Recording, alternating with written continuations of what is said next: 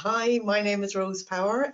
I am the EU Project Officer with the Southern Regional Assembly. I want to welcome you all this morning to our ETC Network online discussion on European Project Consortium building. As you're aware, we'll be running a series of these events over the coming weeks, and the topics were decided upon based on the feedback from you as members following our last event. The format of these online discussions is very informal.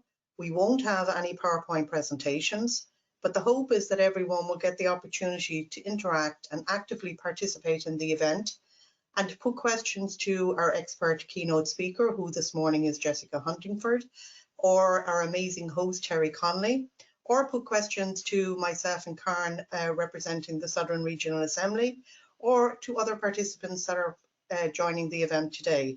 There's no bad questions except the ones that you don't ask. This is a safe environment for everyone to participate and hopefully learn from one another to assist you in building a European consortium for future projects during the next programming period. I'm going to hand over now to my colleague Karen Coughlin, who will take you through some of the housekeeping for today. I hope you enjoy the event and encourage you to actively participate in the discussion and hope you enjoy the event. Thank you. Thank you, Rose. And again, just to reiterate what Rose said, to welcome everybody and thank you all for taking part today. I am also an EU Project Officer with the Southern Region Assembly, and I'm just going to take you through a few of the kind of housekeeping rules this morning, and I won't take up much of your time. I'm sure we're all anxious to get the conversation going. So just to remind everybody, we are recording this event and it will be made available afterwards on our website. We will be taking screenshots throughout for using in social media and various reports and communications, so just to be aware of that. I would ask that everybody switches their camera and microphone off, and you could do that by using the mic and camera icon at the bottom of your screen, so you have control of that. So again, we just ask people to keep them off throughout. Only the host and the speaker should have their camera on all the time. If you do want to take the floor to ask a question, to make a comment, which we are encouraging you to do, then switch on your camera so the host will be able to see you that you do want to make the comment or ask the question, and they will call on you then at that point. If it is the case that they don't see you, there's no problem, just switch on your mic, just give it a couple of seconds, and then maybe just call the host and let them know that you want to ask a question or make a comment. But myself and Rose will also be keeping an eye, so we'll try and make sure that everybody is addressed as and when they switch on their camera. Any questions can be put into the chat icon, but we would encourage you to maybe ask the questions and try and kind of keep the conversation going. If anybody does lose connection, just you can leave and come back in again, there's no problem. If that doesn't work, we do have Catherine, who's our technical expert here, and if you just want to get in contact with her, you should all have her email address. If anybody doesn't, just let us know via the chat and she'll be able to help you then. Thanks. Welcome and looking forward to a lively chat. So I'm going to pass you over to our host, Terry Connolly, who I think is very familiar with EU projects, and he's working with Limerick City and County Council, for those of you that don't know him. So I'll pass over to you, Terry. Thanks. Thanks, Karen. I hope you can hear me. As Karen said, my name is Terry Connolly. I work for Limerick City and County Council as EU Programme Manager. I'm delighted to be asked to host this meeting by the Southern Regional Assembly and the ETC network. It's really useful work that the Southern Regional Assembly is doing through this ETC network. For example, I worked in Brussels for about 8 years, and I've been back in Ireland running EU projects for the last 5 years, and I'm constantly learning new things. Things are always changing. There's always new EU priorities, new changes to programs, things like that. So, as Rose said earlier on, if you've any questions at all, that the only bad question is one you don't ask, because even I'm going to be learning from this session. So the person I'm going to be learning from is Jessica Huntingford. So Jessica is head of European projects for Resolvo, based in Florence, and Jessica has over 15 years of experience in the design and management of European projects, specializing in European territorial cooperation. Jessica's professional experience has taken her to Tuscany and to Brussels, where she coordinated activities in various European networks. With Resolvo, she's been involved in the design and management of over 25 ETCs and many more R&D projects. Her particular area of interests are responsible innovation and corporate social responsibility, but Resolvo works on many themes contributing to local and regional development. Jessica has a degree in history and Italian and a master's in international development. On that note, I'm going to hand over the floor to Jessica, who's going to talk to you for the next little while. And we'll be back to you for more questions afterwards. So take it away, Jessica. Hi, thank you very much. I'm really happy to be here. Thank you to Rose and Karen for having invited me, and also to Terry for the kind introduction. Thanks to that introduction, you already know who I am. I'm here on behalf of my company Resolvo. Lucky enough to be based in the beautiful city of Florence in Italy, and as Terry said, we're specialised in European project development and management, and particularly ETC.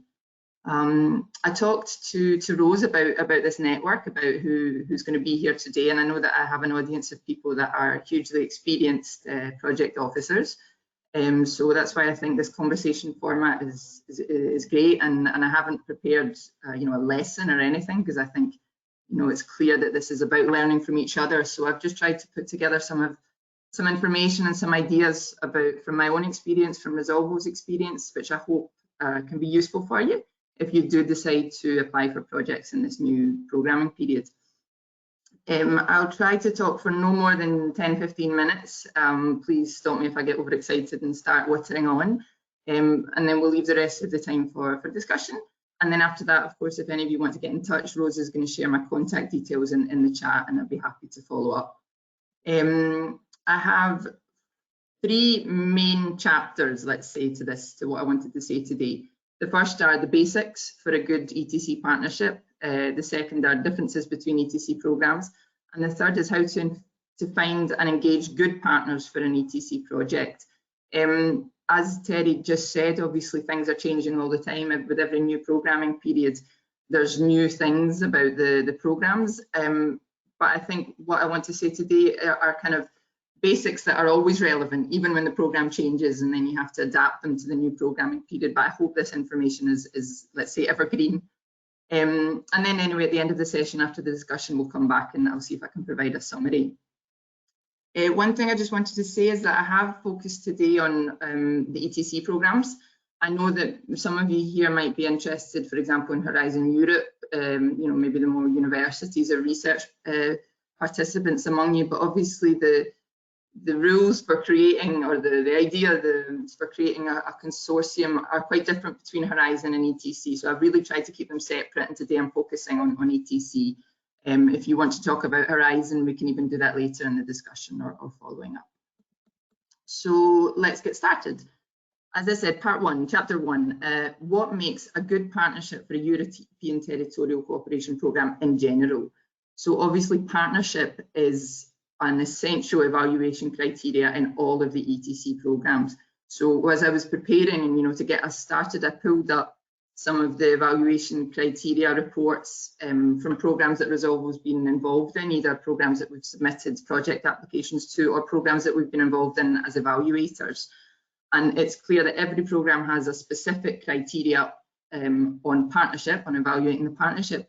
But the partnership also influences the other criteria as well. So I don't know, the operation evaluation of the work plan or the territorial relevance. So the first point basically is if you have a good partnership, everything else falls into place. It's the basis, it's the foundation for everyone.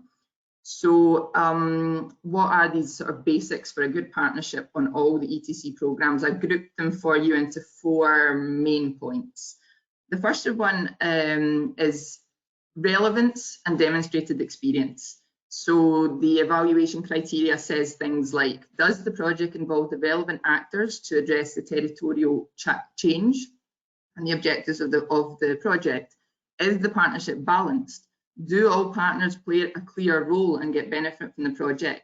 So you see that each partner has to be justified in terms of relevance to this specific project. And that means their expertise in relation to the theme. It means their expertise in relation to the type of project that you're applying for, and also their role in the project. So each partner has to have a reason for being there It needs to be clearly defined, and this is also comparative. You need to make sure you don't have two partners that are doing the exact same thing. If they're there, you need to describe why they're there.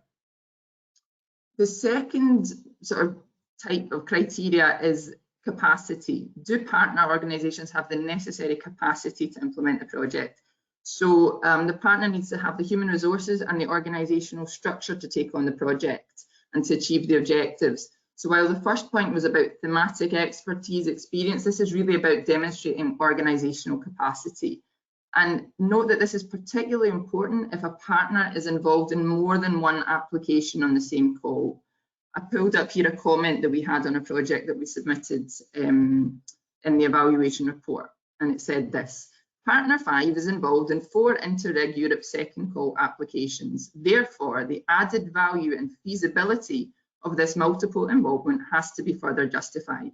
Measures to avoid double funding should also be specified. So you see the evaluators, they really know what's going on. They have a wide vision about what partners are involved in lots of projects, you know, what kind of capacity they have. So you're going to need to be able to demonstrate that the partner has the resources and the structure to be able to take on this project.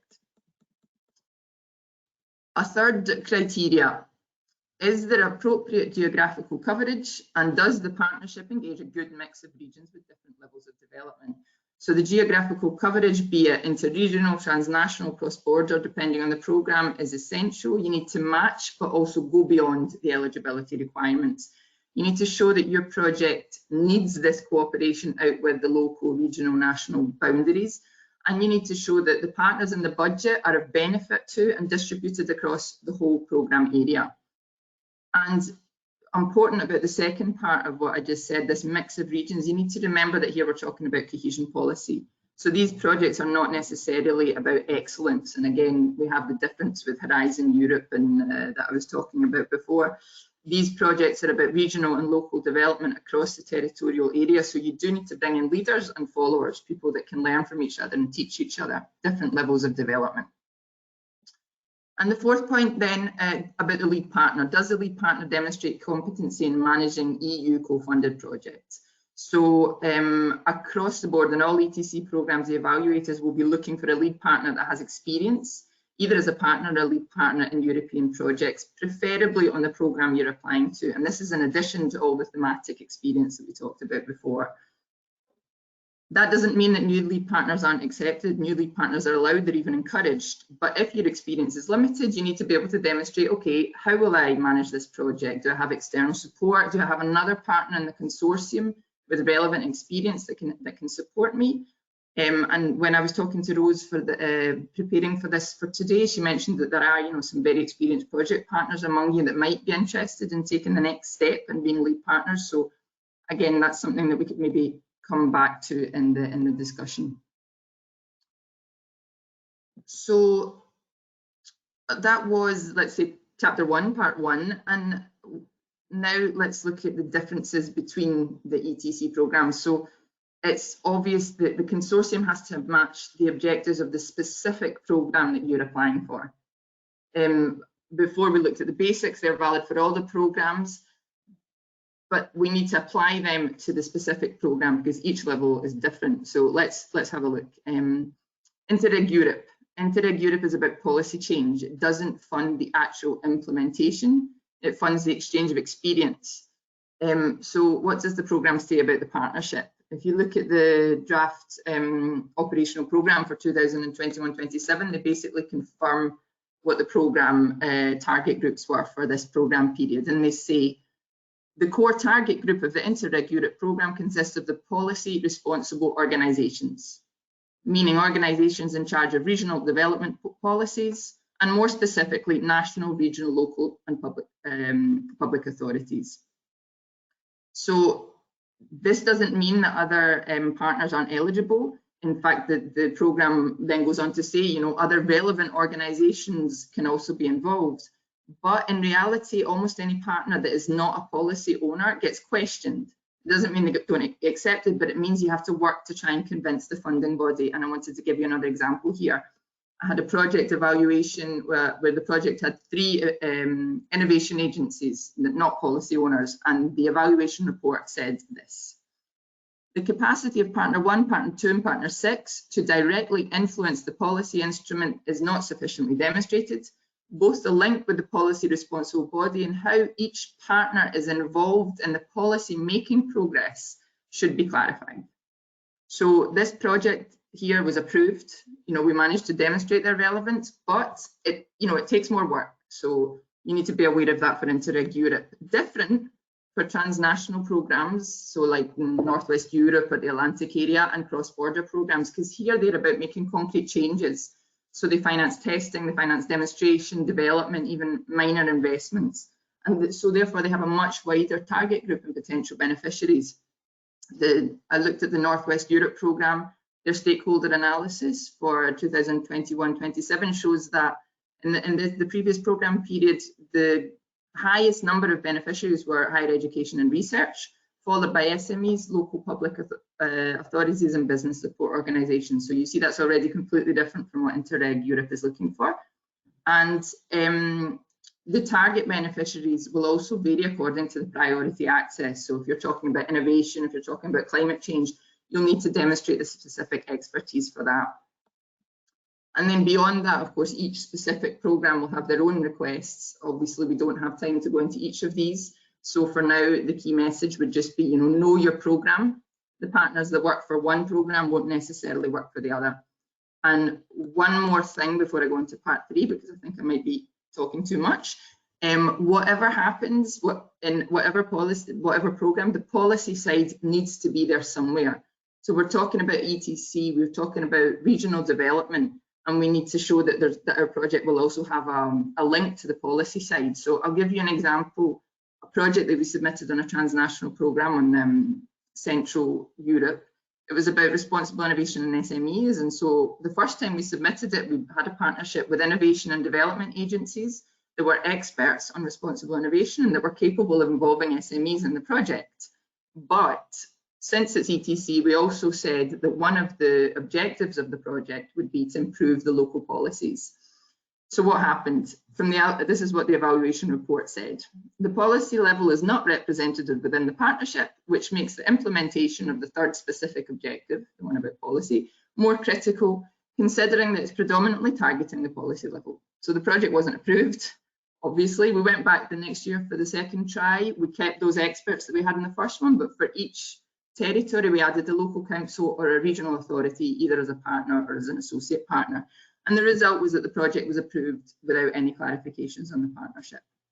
So just that point to show you how the policy side must always be there, backing up your project. So that was chapter 2. And the third point that I wanted to look at was, where to find the right partners for your project proposal. And here, what I'm talking about is relevant, I guess, largely for those of you that really want to be a lead partner or have a key role in developing a project application, because if you're a partner, then obviously there's databases, there's ways to get yourself noticed by other people that are making applications. So here, this is really about if you want to be a lead partner. And first of all, it's obviously, it takes a lot more work. This is when myself and my colleagues are preparing project applications, this is really the part that takes up the most time, because it doesn't just depend on you, but it depends on lots of different people and lots of different levels. So it's really a big responsibility. And on that note, I wanted to start by saying that for this programming period, if the calls are expected by late 2021, early 2022, now is really the right time to be forming a partnership. It takes time to set up the partnership. People are busy. There can be many bumps along the road. You also need to find the right people to talk to, and then you need to get the decision makers involved to make sure that that they approve participation in the project. So it really takes a long time. So it's important not to leave it too late, but to get started now. And now just some points about where to start with your partner search. I think for me the most important first step is to really set up your core partnership. So these are the partners that you know, the partners that you trust, the partners that will help you make up the basic eligibility criteria, but then will also help you with the application. So you should make a list of the partners that you want to work with. You should start contacting them already and see if they're interested. You create that strong group, and then you can use that to take the project forward. And once you have that set up, You know, you can really go out there and experiment, contact new partners, you know, but knowing that your project structure is safe. It has happened to us a number of times that like 2 days before the deadline, a partner suddenly drops out. If you have your core partnership safe, then, you know, that's a pain, that's a lot of extra work, but the project goes on. If your core partnership isn't stable, then, you know, it could really mean the whole project falls apart. So the first thing is, you know, get that group that you know are going to be there with you throughout the whole thing. And then what are the other tools? Of course, internet research. Who's doing what in your selected topic. You can use project databases. You can use regional policy documents. We use often the S3 platform. I sent the link to Rosa. Maybe Rosa, if you could put that into the chat, because it shows you what region in Europe have priorities on what technologies and what sectors. So that's a really, really important starting point. Also, program databases like Interreg Europe, Northwest Europe is an excellent starting point because it might, not only does it give you possible partners, but also shows you what's already been done. So that's important for your project. I wanted to talk a little bit about taking part in events. Obviously, we used to be able to network in person, and I have memories of brilliant networking events where one in particular in Budapest where they gave us like a Game Boy and we could put in our priorities and who we wanted to meet and set up meetings during the event. And I've met at least 4 or 5 partners there that I'm still in contact. So obviously now we're not going to be able to meet up in person, but I think we can use the online events as well. The important thing is that you prepare for them, that you know who's going to be there, that you find out beforehand who you want to talk to and find a way to talk to them. You sign up for a participative workshop on that topic, you request a list of participants beforehand, you see how the networking sessions are organised, you find a way to write private messages. So make sure that when you're attending events, you're not being passive, you're being active, and you're not missing out on the chance to find a great partner on that topic.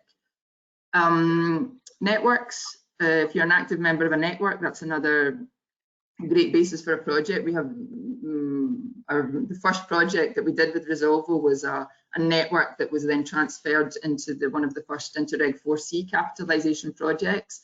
There's projects that have come out of the Vanguard initiative on S3. There's projects that have come out of the Industrial Modernisation Network. So that's a good foundation if you're an active member. If you're not an active member of a network, you can still use them. You can go and look at their websites and identify who the partners are. We did that recently for a project on Industry 4.0 skills and SMEs. We started from the Industrial Modernisation platform and started contacting partners from there. So those are just some tools, let's say. And then the final thing I wanted to say, because I really believe I have talked far too much, is I said this last section was about finding and engaging good partners. So consortium building is not just about getting the partners to say yes, getting them to sign the partner declaration.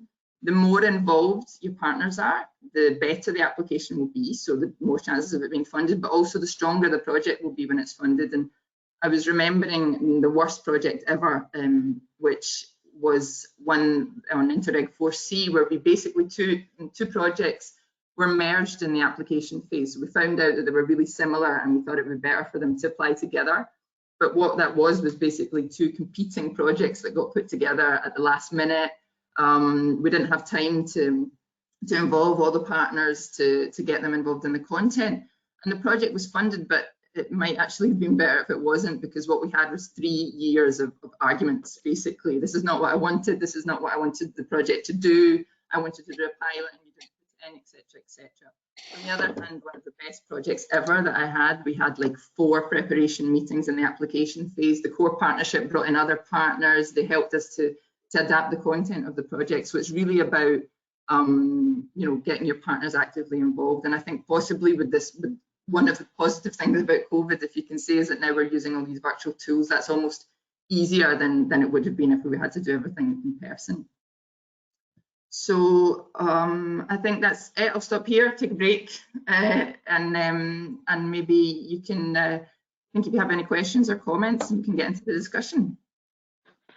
So thanks a million, Jessica. I imagine there's going to be a few questions out of that. I know I have 1 or 2. On your camera and unmute your mic, or you can type your question into the chat. So I noticed there Catherine has put in a few links during the chat. and there's links there to the S3 platform and to Resolvo. So make sure you take a look. And also Jessica's contact details there, jessica.huntingford@resolvo.eu. If you don't mind, I'm going to ask you a question, Jessica. As you were talking there, one thing you spoke about was, I suppose the evaluator is looking at your application. I'm wondering, I suppose, why are you not applying for a national level grant or a local level grant? I suppose what would your advice be to, say, a local authority or a regional authority that has a good idea but doesn't know what level to go for? What decision-making criteria should they have if they're going for an ETC? Okay, wow, excellent and complicated question. So the point of European territorial cooperation is learning from others to make your own policy and initiatives better.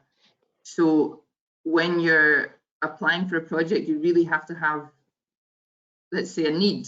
You need to say, you know, I have this initiative that I'm doing on, you know, I don't know, waste collection in my local authority, but it's not going very well. Or, you know, I've got an idea and I'd like to see if I could put it into practice, but, you know, I need help developing this idea. Is there anyone at local level that can help me?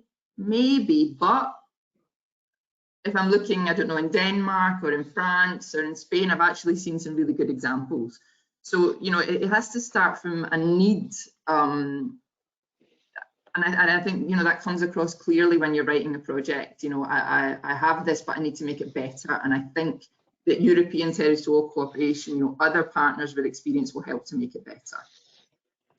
So it's not even, you know,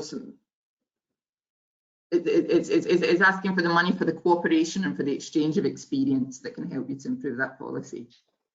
Okay, and that kind of links into another question.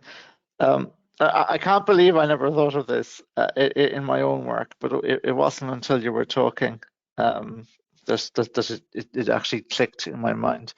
That I always advise people to, you know, be careful who they pick for a consortium, because you don't want to have to pull someone out later because they're not a match. So you don't want to ruin a relationship with somebody by saying, "Oh, I know I got your hopes up, but sorry, you don't fit in this project."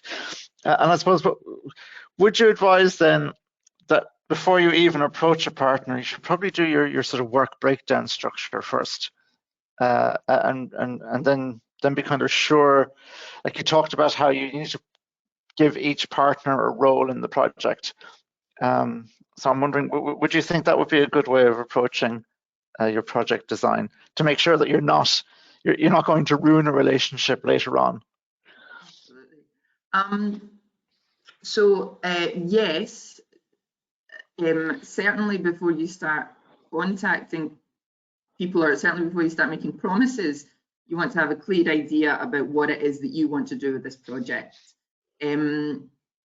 So you would need to, you know, at least have a clear idea about what you want to do in your own local or regional context. At the same time, you also need to be flexible. So what, you know, maybe the idea that you have at the start can evolve, because, you know, I thought I wanted to do this, but then I found out there was a really interesting experience somewhere else. So I've slightly adapted the content, you know, to focus on that, on not just what I was thinking of before, but also this other topic. So of course you need to be careful when you're contacting people that you're not making promises. But I think the first stage is, yeah, get your idea, your initial idea. What's the topic? What do you want for your local or regional territory, and who do you think could help you get involved? And then you start talking to people about it. So of course you're not making promises straight away, but the core group, you're talking, is this something you can be involved in? What could be your role? And then from there you go on.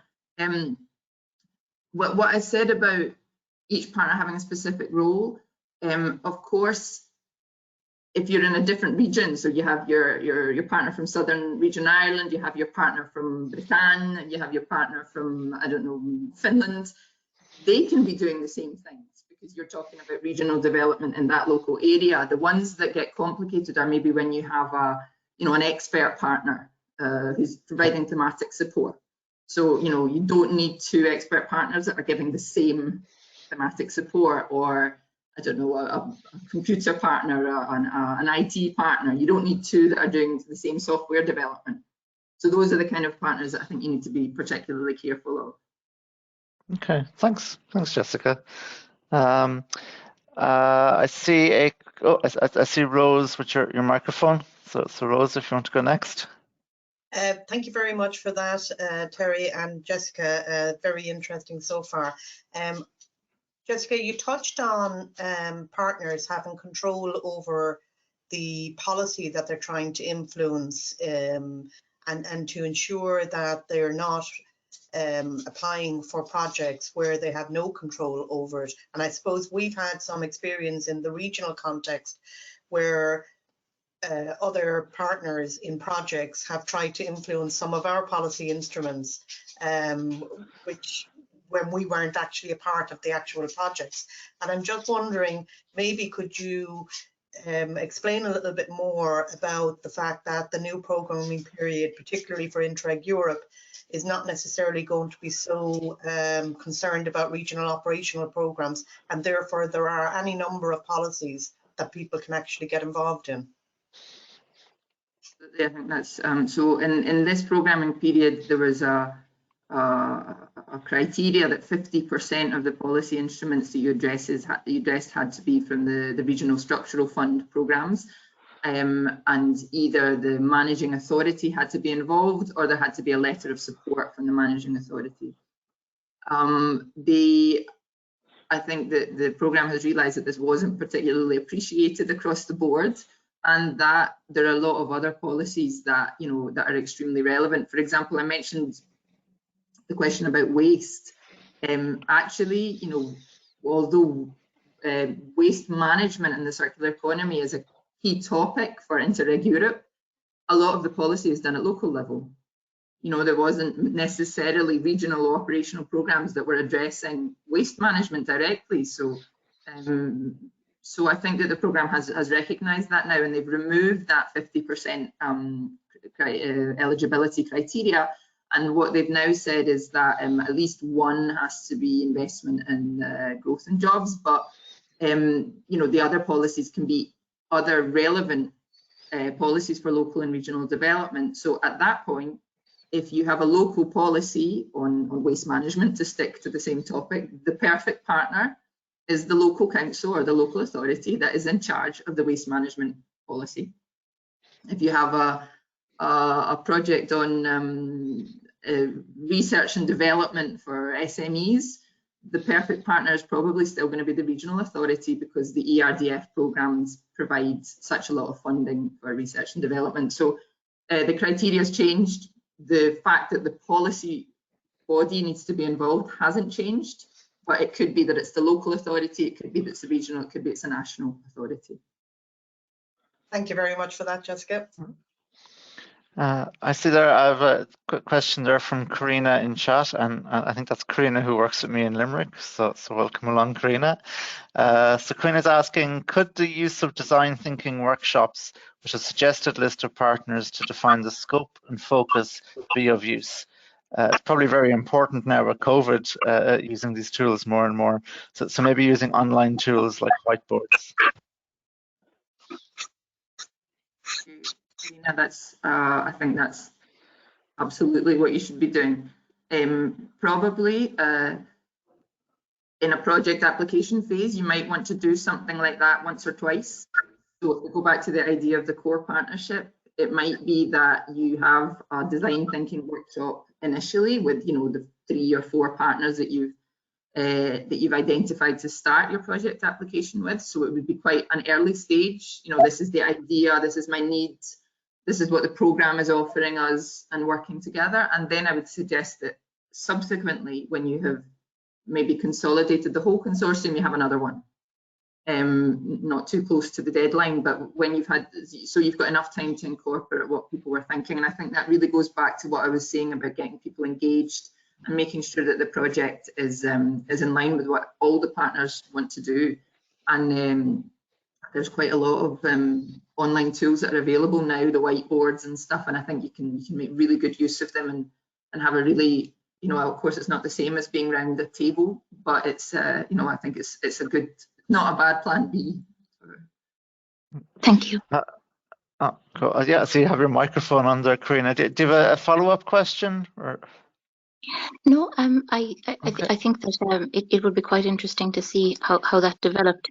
But I was listening to you, Terry, when you had asked the initial question, and then I was thinking, if there was a way, as you were defining that scope, of mapping the resource at the same time, or the capacity of the other organisations. I know it hasn't been done to date anywhere with whiteboards, but it would be great, because we were running an URBAC project, and we found out that, you know, with the whiteboards, you can actually download as an Excel sheet all of what goes on the whiteboards and stuff, but it would start to build that kind of capacity and understanding of your partners, I suppose. But that's lovely, and thank you for the validation with that. I think it's very interesting. Thank you. I'm probably going. It's a good tool to be able to, you know, to download everything and have that information for when you're developing the application. Absolutely. I'm probably going to add to that. This is why, if you're talking to people who put together your proposals, you start your proposal as far in advance as you can. Don't leave it to the last few weeks, because you can't do any of this in the last few weeks. So if you have an idea, get working on it now. I see Derry O'Donnell. You have your camera on there, Derry. Do you have a question? Yes, just as regards policy responsible organisations, is that like local authorities, state bodies, and that, you know, and like with an organisation, you know, or universities as well, maybe, was just to maybe give a few examples of those organisations, and wouldn't an organisation that, say, has a long track record of lobbying for policy change and inputting into public consultations, you know, would that have any influence on being classed as a, you know, policy decision? So the important thing is that, you know, the question of policy responsible organisations is not an eligibility criteria. You don't have to be the local authority. So, for example, Interreg Europe says, you know, they want, you know, the main target group is the entity that is directly able to influence a policy. So I'm the regional government, is my policy. I can change the call for project. I can change the criteria. I can put in a new governance structure because it's mine. I'm in charge of it.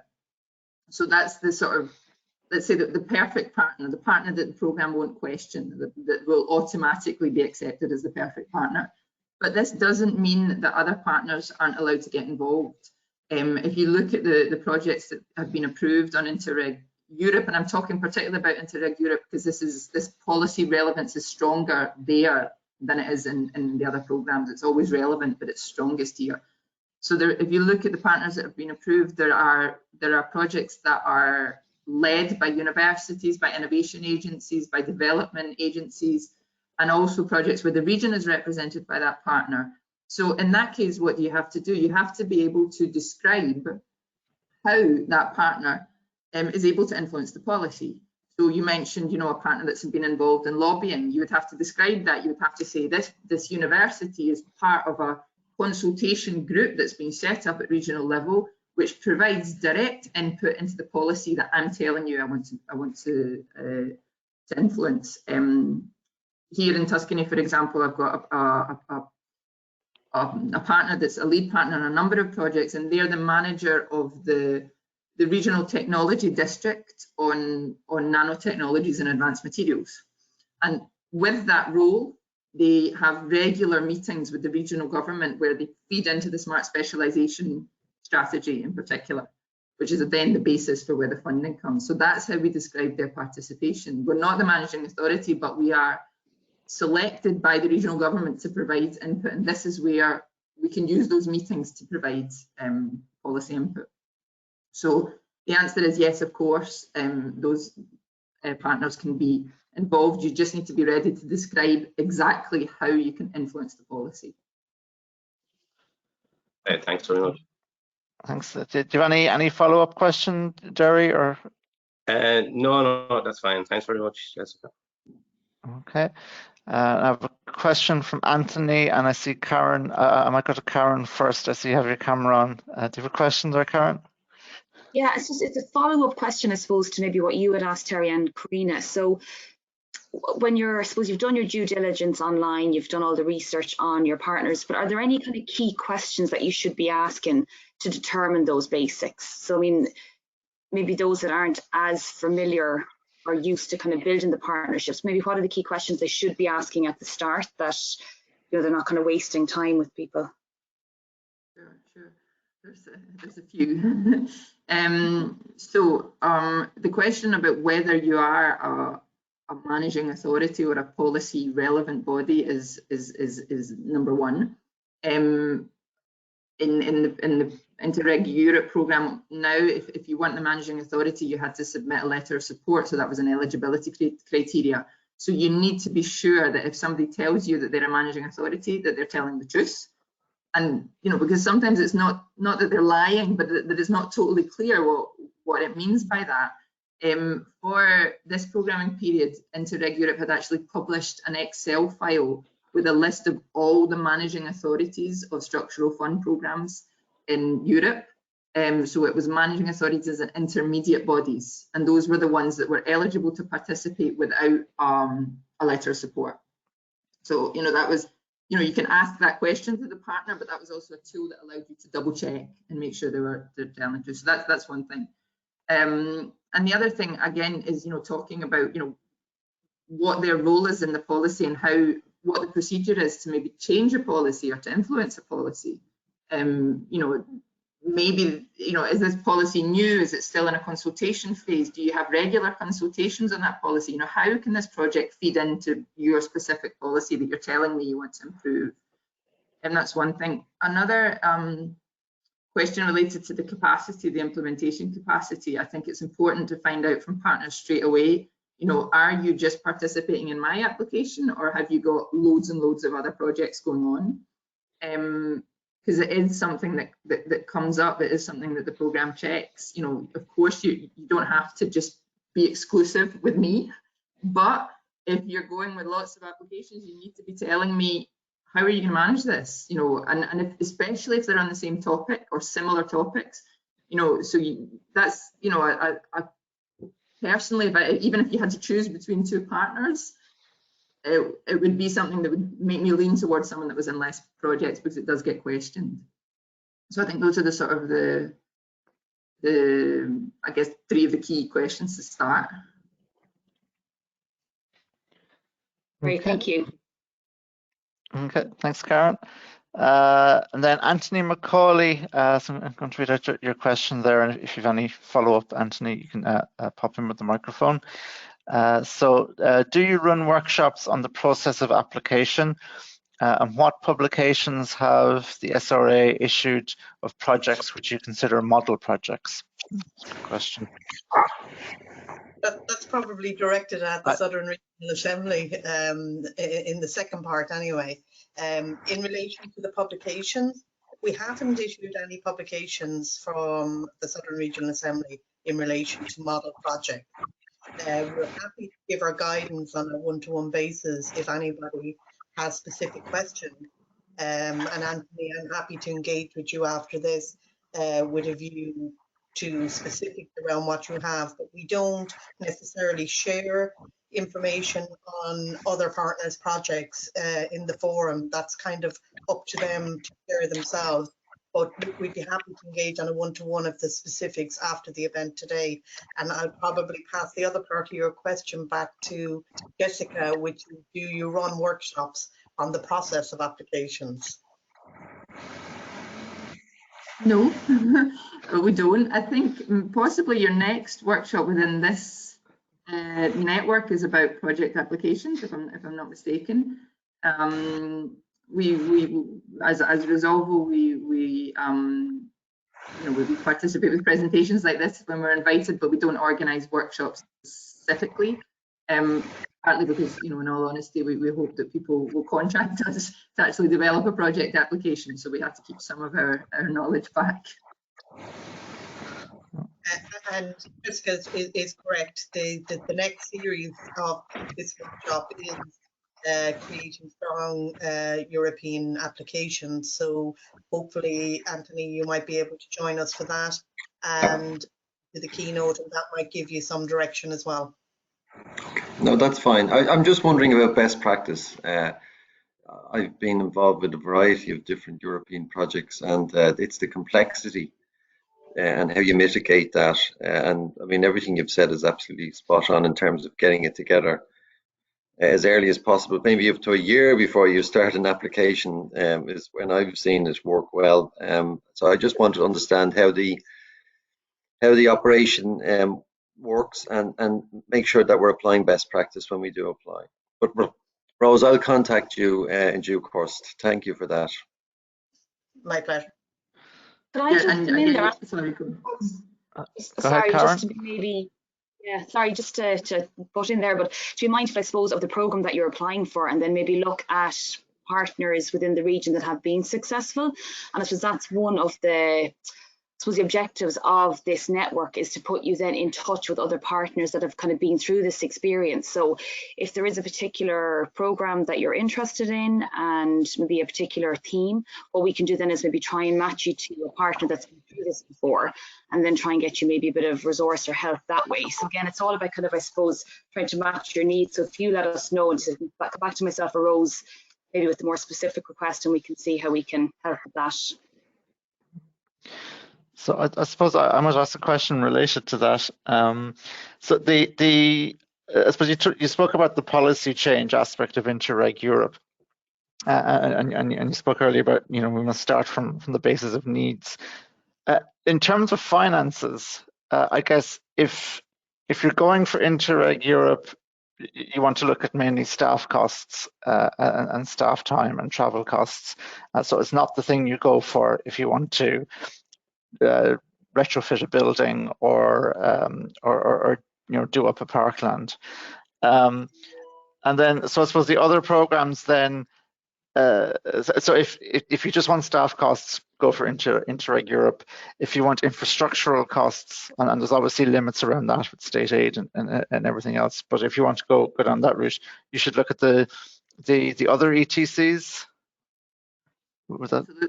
Absolutely. So the new Interreg Europe programme will have a stronger, a greater possibility to do pilot actions. So in this programming period, it was the pilot actions where you applied for them when the project was already underway, because you wanted to test something. And in this new programming period, they will allow you to do that right from the start. However, they still don't fund infrastructure. The maximum that you can get is like a little bit of equipment. So really what they're looking at is testing, you know, policy schemes where you're putting your own regional funding in, and you're improving that. Whereas the transnational programs, they, you know, obviously it varies from program to program, it varies how much they'll give you, but they do give you the opportunity to have a pilot action in the way that we would have understood it before Interreg Europe. So a real practical thing where you can actually go and build something that you can touch, you know. And so that's what you need to be looking at if you want to do something concrete, if you want to retrofit a building, if you want to set up a contact center for enterprises or something. You need to be looking at the transnational or cross-border, although I think perhaps you don't have any cross-border anymore in Southern Ireland, and you don't have Wales. We don't have Wales, but there's still the Peace 4, but I don't know if they're changing the region to expand it or not. It's I think Rose might know more. I think that's up in the air. Terry, just to let you know, just on one of our projects, it was actually a sustainable transport project. And while we didn't do infrastructural changes, what we did do is, a part of the application, we applied for a sum of money to contract an external expert. And what we did as part of the project was we contracted and commissioned an external consultant to assist us in developing a framework for a 10-minute town concept. So Okay. that part of but it formed part of the original application that each of the partners would contract an expert for aspects of the project. And that allowed us to create a framework for the 10-minute town concept, which is now being rolled out to all the local authorities and will influence their local transport plans. So, Okay. so while it's not purely infrastructural, you can have elements of the application and elements that actually can create something on the ground after the project is finished. Okay. So I guess that comes back to the core concept of have your idea first and then choose the program and create your partnership around what you want to do. I think as well, Sarah Devereaux wanted to come on there a second ago. She put on her camera. Hey, yeah. Hello. Sarah. Hello, hi. This is Sarah Davern. I work as the national contact point for the Northwest Europe programme in the Southern Regional Assembly. So I just wanted to highlight that the Interreg Northwest Europe programme, we're organising 2 online networking events in May and June, and they'll have an interactive format. And the idea is that the participants can learn more about the previous Northwest Europe projects and the impact, can network with other stakeholders in the different fields, and learn more about the future Northwest programme. And there will be thematic breakout sessions. So when you register, you choose which session you'd like to be involved with. The first webinar will be around the Green Deal sort of focus, and the sessions will be around citizen energy transition, green construction, green hydrogen highway, resource recovery, and smart energy systems. That's just the first webinar that will take place next month in May, 20th of May. I'm going to put the link to register in the chat. And then there will be another webinar in June on different topics. So you can choose yourself which is more relevant. And in relation to preparation of applications, Anthony, the Northwest Europe programme will hold information sessions for participants, and we will explain the application process and some of the eligibility criteria in greater detail as the year goes on, as we get closer to the call publications. You can also contact me in relation to Northwest Europe programme. I'll put my contacts in the chat as well. Thank you. Sarah, just one question on that. Is that, I understand the Northwestern Region Assembly have issued their consultative approach, and they're looking at the blue economy, and they're looking at marine, and they're looking at coastal economy. Is that aligned to that? Are you working with them on that, or is this a separate initiative? This is separate. So this is the Northwest Europe programme in terms of Northwest Europe geographically, rather than Northwest Regional Assembly. I know it's very confusing, Anthony. Yeah, okay, this is separate. Sorry, apologies. But I encourage everyone to attend those sessions. I'm going to, because the interesting thing about Northwest Europe is that the UK was a big part of Northwest Europe.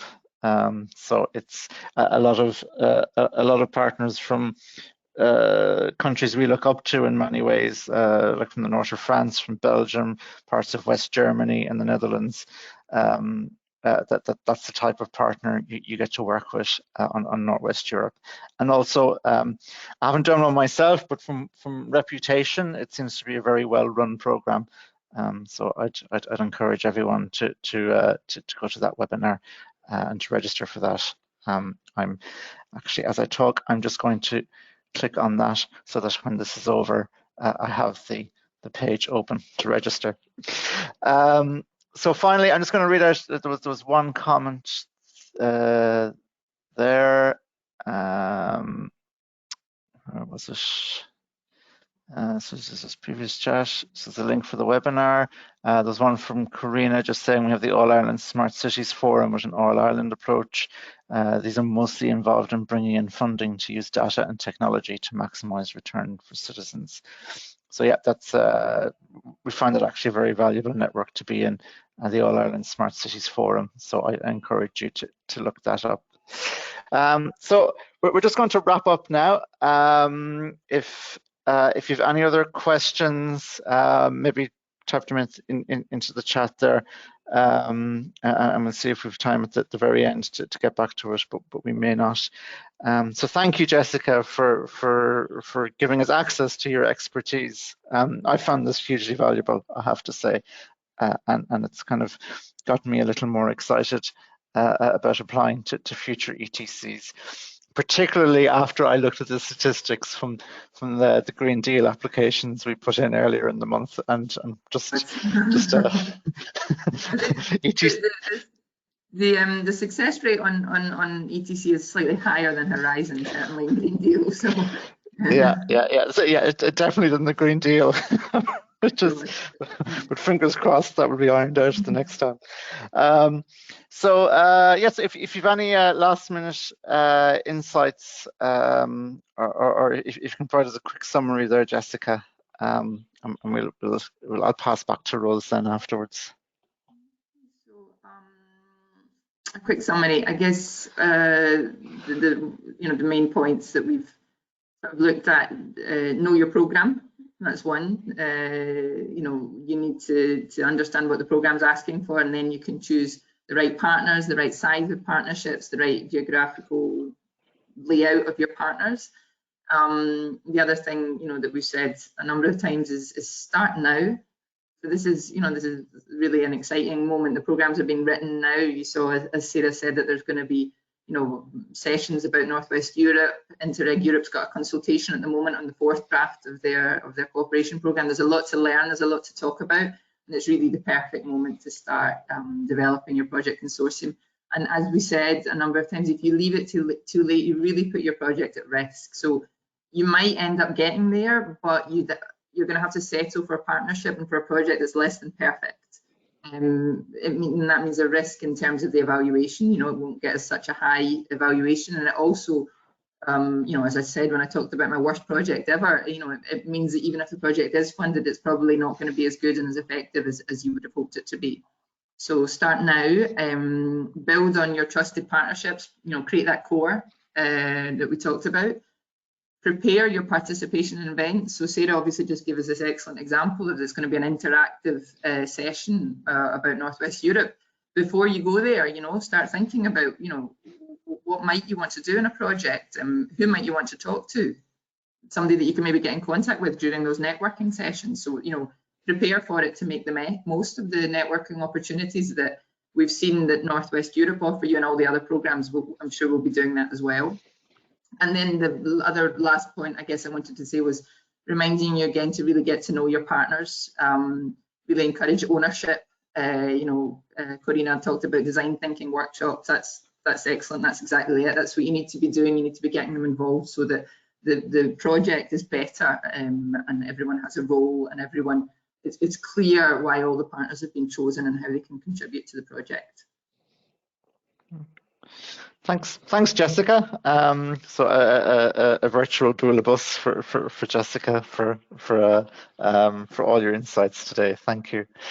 So I'm going to hand back to Rose now to wrap up. Okay, I'd like to thank everyone for your participation this morning. Hope that the discussion was beneficial to you all. In particular, I'd like to thank our keynote speaker, Jessica. I think people really benefited today from your insights and your expertise in European consortium building. And thank you also to our amazing host, Terry, from Limerick City and County Council. Much appreciated. And finally, I'd like to thank Catherine, who is our colleague who organises all the technical aspects of these events. So thank you for that, Catherine. Over the coming 2 weeks, we have 2 more online discussions. So next Thursday, we have Creating Strong European Project Proposals. Ger Hanley, the founder of Right Fund and Research Management with AgriFine and member of the European Association of Research Managers and Administrators, will be our keynote speaker. And I've put the invitation to that into the chat as we speak. And then the week after, we have virtual stakeholder and public engagement and Kate Morris, Head of Campus Engage and the Irish Universities Association, will be our keynote speaker on the day. And again, I've put the link into the chat for you to attend. So all I might ask now is that everyone turn on their cameras so that we can take a nice screenshot of the event, if you wouldn't mind. And I'd like to thank you all for your engagement this morning. I hope you enjoyed the event and found it beneficial, and we're happy to continue to organise online events, and we'll seek feedback from you over the coming weeks as to other subject matters. Final remark there, if anybody has any follow-up questions or wants to know more about the network, there's information on our website. So both myself and Rose's contact details are on there if anybody has any questions or particular topics that they want us to discuss at future events. We're always open to ideas. Sorry, I took them.